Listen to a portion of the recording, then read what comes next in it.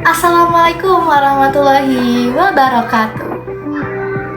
Selamat siang kepada Pak Hendra yang saya hormati dan juga kepada teman-teman semua yang saya cintai. Hari ini saya akan membahas materi yang sangat amat luar biasa. Luar biasanya karena materi ini mencakup alam semesta maupun dunia. Nah, sebelumnya, pernahkah kalian berpikir mengapa unsur-unsur yang ada di dunia ini bisa disusun begitu rapi dalam satu tabel besar? Dan juga mengapa ya unsur seperti hidrogen bisa diletakkan di pojok kiri atas, sedangkan unsur helium berada di kanan atas? Dan juga mengapa unsur seperti natrium dan kalium mempunyai sifat yang hampir sama. Nah, dalam kesempatan kali ini saya Amar Ramadhani dari kelas 10 F7 akan menjelaskan tentang perkembangan sistem periodik unsur dari masa ke masa dan sifat-sifat keperiodikan unsur yang dapat mengisi tabel ini dengan penuh istimewa. Oke, jadi tolong tonton sampai akhir ya. Mari kita bayangkan zaman dahulu, ketika unsur-unsur yang ada di dunia baru terhitung puluhan. Ilmuwan pada zaman itu kebingungan, bagaimana ya cara mengelompokkan unsur agar mudah dipelajari. Seorang ilmuwan Jerman bernama Johann Wolfgang Dobereiner memperhatikan bahwa beberapa unsur memiliki sifat yang sama. Ia lalu mengelompokkan unsur-unsur itu menjadi tiga yang disebut sebagai triad, dan muncullah nama triad Dobereiner. Contohnya adalah lithium, natrium, dan kalium. Ketiganya merupakan logam yang lunak dan mudah bereaksi dengan air. Dan keunikan dari teori triad Dobereiner adalah massa atom unsur yang paling tengah yaitu natrium adalah rata-rata dari kedua unsur, yaitu unsur ke-1 dan unsur 3. Dan mari kita buktikan. Kita akan buktikan bahwa unsur tengah yaitu unsur natrium, massa atomnya adalah rata-rata dari unsur Li dan unsur K. Kita di sini bisa lihat bahwa massa atom dari Li adalah 6,94 dan kita bisa bulatkan menjadi massa atomnya yaitu 7.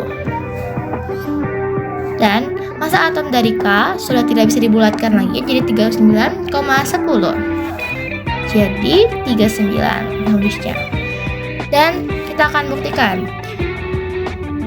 7 ditambah 39 dibagi 2 sama dengan 7 ditambah 39 adalah 46 bagi 2. Hasilnya adalah 23. Dan unsur natrium ketika dibulatkan dia akan menjadi 23. Dan sudah terbukti bahwa unsur tengah yaitu unsur natrium adalah rata-rata dari unsur 1 dan unsur ketiga. Lalu, beberapa tahun kemudian, John Newlands dari Inggris mempunyai ide yang sangat menarik. Ia menyusun unsur berdasarkan kenaikan massa atomnya, dan ia menemukan bahwa setiap unsur ke-8 memiliki sifat yang sama dengan unsur pertama. Dan itu mirip seperti nada musik do, re, mi, fa, sol, la, si, do. Nah, itulah yang disebut sebagai hukum oktav. Namun, ilmuwan pada waktu itu kebanyakan tidak setuju dengan teori oktav karena pola itu hanya berlaku untuk unsur yang ringan saja. Namun, Newlands memberi inspirasi bahwa sifat unsur memiliki keteraturan tertentu.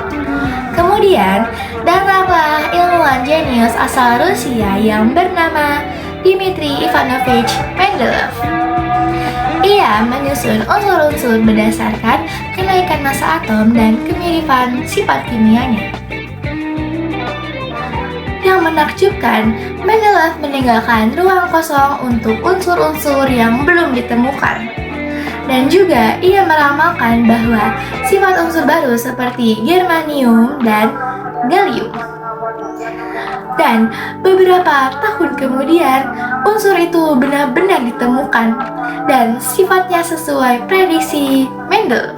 Akhirnya, pada tahun 1913, ilmuwan asal Inggris bernama Henry Moseley menemukan bahwa sifat unsur tidak bergantung kepada massa atom, melainkan kepada nomor atom atau jumlah protonnya. Sejak saat itu, susunan unsur pada tabel diurutkan berdasarkan kenaikan nomor atomnya dan dapat menghasilkan sistem periodik modern yang terdiri dari 7 periode dengan baris horizontal dan 18 golongan dengan kolom vertikal. Hingga hari ini, sistem ini digunakan di seluruh dunia dengan total 118 unsur.